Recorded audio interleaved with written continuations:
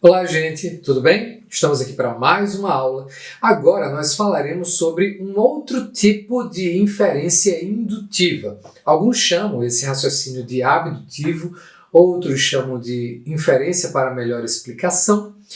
De todo modo, nós faremos aqui uma tentativa de definição desse tipo de inferência, apresentação de suas características e uma avaliação, ok? Vamos lá!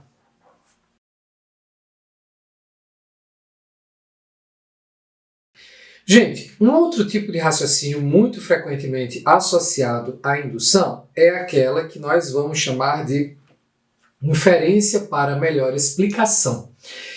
As principais características desse tipo de inferência podem ser colocadas da seguinte maneira. Em primeiro lugar, diante de evidência disponível acerca de um determinado fenômeno, a gente faz um levantamento de todas as alternativas de explicação para ele. No entanto, as alternativas devem ser plausíveis, o que significa que devem ser adequadas aos dados. E aí, dentre essas alternativas levantadas, nós selecionamos a melhor de acordo com uma série de critérios pré-estabelecidos.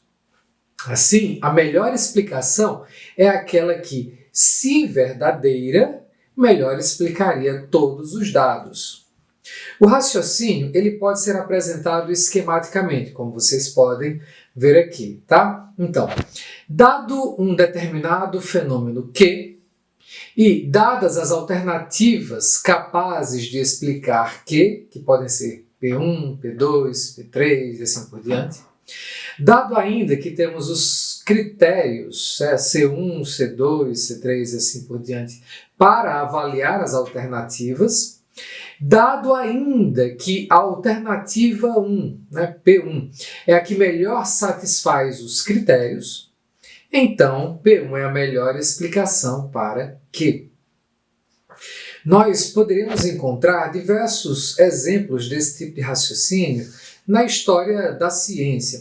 Aqui eu vou colocar textos de dois autores, dois cientistas, que usaram muito claramente esse tipo de raciocínio para estabelecer as suas próprias explicações para os fenômenos que investigavam. O primeiro, aqui vocês têm uma citação de Darwin em sua obra A Origem das Espécies, em que ele fala o seguinte: é difícil supor que uma teoria falsa explicasse de um modo tão satisfatório quanto a teoria da seleção natural as diversas classes de fatos acima especificados. O que ele está dizendo na verdade, o que ele está fazendo é apresentar uma razão para a aceitação da sua teoria. E que razão é essa? É o fato de que ela reúne para explicar fatos muito diversos, um conjunto muito amplo. Essa qualidade da sua explicação, segundo ele, aponta para a verdade da explicação. E esse é um tipo de raciocínio, inferência para melhor explicação. Um outro cujo texto eu trouxe aqui para a gente apreciar o modo como ele se refere a esse tipo de inferência é o Lavoisier. Em suas obras completas nós podemos ler esse texto. Eu denominei princípio do oxigênio, curiosidade, ele está falando aqui do flogisto, que é uma entidade que hoje não se utiliza mais na química, mas nessa época serviu-lhe para explicar os fenômenos dos quais ele fala aqui. Eu denominei princípio do oxigênio associado à matéria do fogo e do calor. Ao se admitir esse princípio, as principais dificuldades da química parecem desaparecer e todos os fenômenos são explicados com uma simplicidade impressionante. Vejam que aqui ele aduz o mesmo argumento de Darwin, segundo o qual a explicação é boa porque ela abrange um grande número de informações, de fatos, mas também ela resolve algumas dificuldades e ela é simples. Ele apresenta critérios pelos quais a sua explicação precisa ser apreciada e apreciada como tendo boa qualidade. Então vamos entender em mais detalhe a inferência para melhor explicação. Geralmente, quando a gente procede rumo a esse tipo de inferência, a gente o faz em 2 passos. O primeiro desses passos é que, diante dos dados disponíveis, a gente gera as alternativas de explicação. A gente concebe explicações diferentes que poderiam se conformar a esses dados.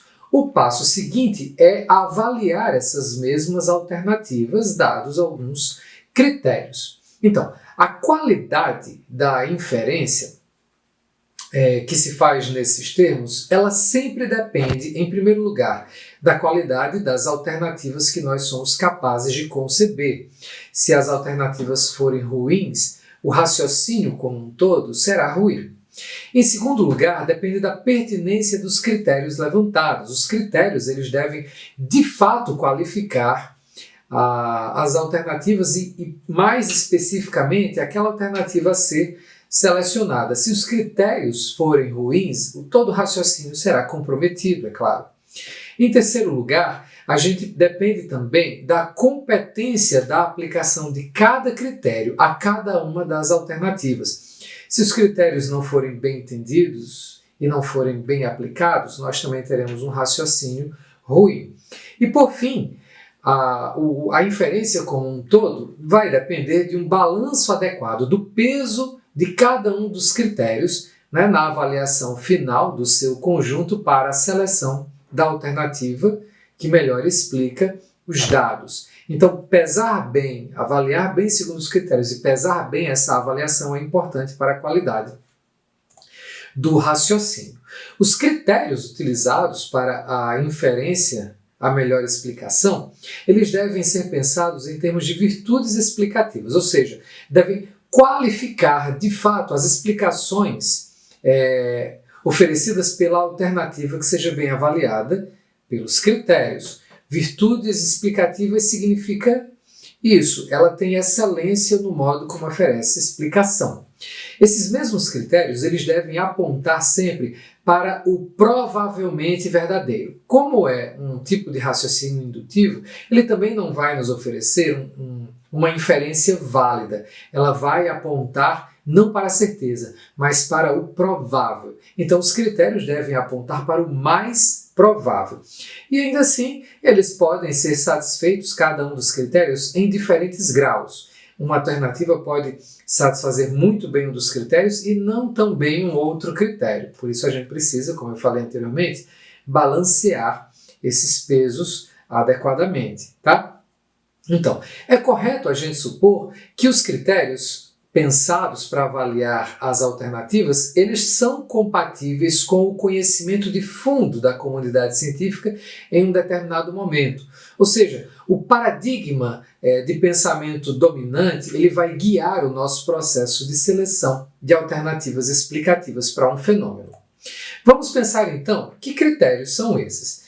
Alguns critérios, eles podem ser agrupados em categorias mais amplas. Então, uma primeira categoria a gente poderia chamar de consiliência ou convergência. Isso se refere ao quanto de dados que uma alternativa de explicação pode reunir adequadamente, o quanto aquela explicação de fato explica. Então, dentro dessa categoria, nós temos o primeiro critério, que é o escopo. E o escopo se refere a isso. Para uma alternativa, diante de certo conjunto de dados, ela é a que esclarece a maior extensão dos dados, né, em relação às rivais.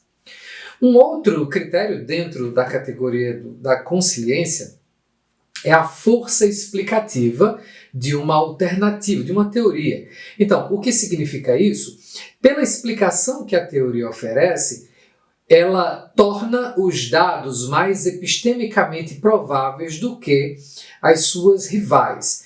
Ela oferece explicações mais poderosas, mais seguras, confiáveis, claras que as demais. Tá? Um terceiro critério a gente poderia qualificar como sendo o critério da simplicidade. Ou seja, aí nós estaremos diante de uma teoria que faz mais com menos. O que significa que melhor é uma teoria que tenha menos características ad hoc. O que é que isso significa? A teoria, em sua explicação, ela exige uma quantidade menor de suposições e postulados teóricos do que as rivais. A gente sabe, esse é um critério canonizado já faz muito tempo, né, relacionado à navalha de Ockham. Uma explicação é tanto mais provavelmente verdadeira quanto mais simples for, mais despida de entidades teóricas que precisariam ser supostas. Um outro grupo de critérios é aqueles que respondem pela analogia, e isso significa a familiaridade da teoria com o conhecimento científico como um todo. O primeiro critério referente a essa categoria é o da plausibilidade, ou seja, para uma teoria, dado um conjunto de verdades aceitas pela comunidade científica, vai ser melhor aquela teoria que for inferida de uma maior variedade dessas verdades aceitas do que as rivais. Ela é compatível com o conhecimento de fundo. Uma outra maneira de usar um critério para falar dessa compatibilidade é o critério da concordância. Então, para uma teoria, dado um conjunto de verdades aceitas, essa teoria ela é melhor se ela tiver uma menor quantidade de conflitos com outras verdades aceitas. É uma espécie de complemento do critério anterior. Então, para a gente fechar o nosso entendimento da inferência para a melhor explicação, a gente precisa pensar também de maneira geral, e aqui entra o critério da comparação. Esse critério valoriza o aspecto competitivo no que diz respeito às teorias científicas. O critério aí é a superioridade. Então, melhor será aquela explicação que excede todas as outras em satisfazer os critérios anteriores, os 5 critérios anteriores. Gente, mais uma vez, espero que tenham entendido, espero que tenham gostado. Se gostaram, deixa o like e até mais!